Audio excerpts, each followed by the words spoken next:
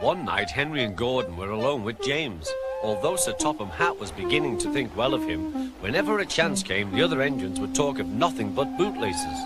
"Remember when they had to use a bootlace to get you out of trouble, James?" they would tease.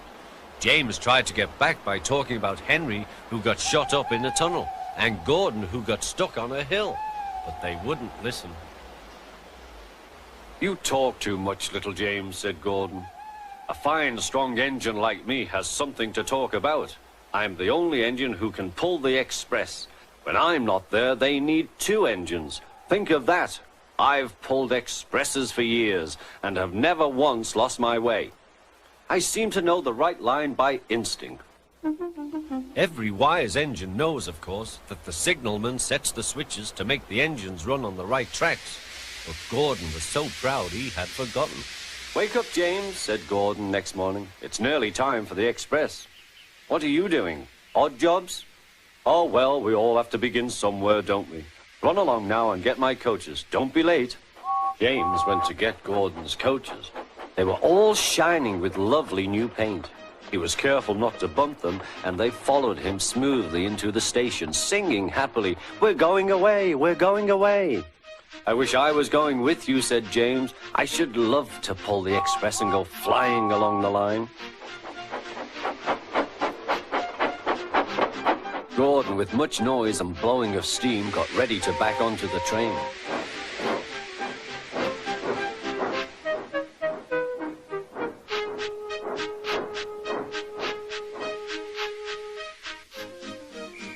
Sir Topham Hatt was on the train with other important people, and as soon as they heard the conductor's whistle, Gordon started. Look at me now," he puffed, and the coaches glided after him. "Poop, poop, poop, poop, poop. Goodbye, little James. See you tomorrow." James watched the train disappear and then went back to work. He pushed some freight cars into their proper sidings and went to fetch the coaches for another train. James had just brought the coaches to the platform when he heard a mournful noise. There was Gordon trying to sneak into the station without being noticed. "Hello, Gordon. Is it tomorrow?" asked James. Gordon didn't answer. He just let off steam feebly. "Did you lose your way, Gordon?" said James. "No, it was lost for me. I was switched off the main line onto the loop. I had to go all round and back again." "Perhaps it was instinct," said James. Meanwhile, all the passengers hurried to the ticket window.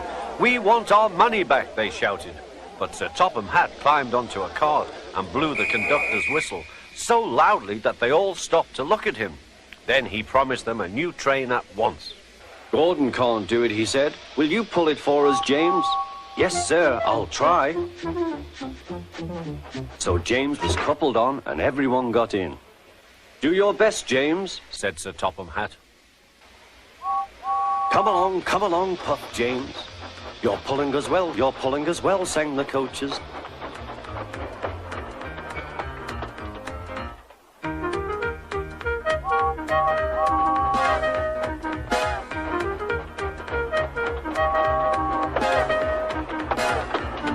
Bridges and stations flashed by, the passengers cheered, and they soon reached the station.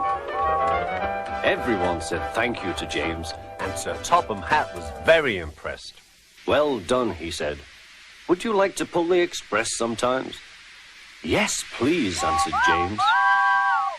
Next day, when James came by, Gordon was pushing freight cars. "I like some quiet work for a change," he said. "I'm teaching these cars manners. You did well with those coaches, I hear." "Good, we'll show them." And he gave his cars a bump. James and Gordon are now good friends. James sometimes takes the express to give Gordon a rest. Gordon never talks about bootlaces, and they are both quite agreed on the subject of freight cars.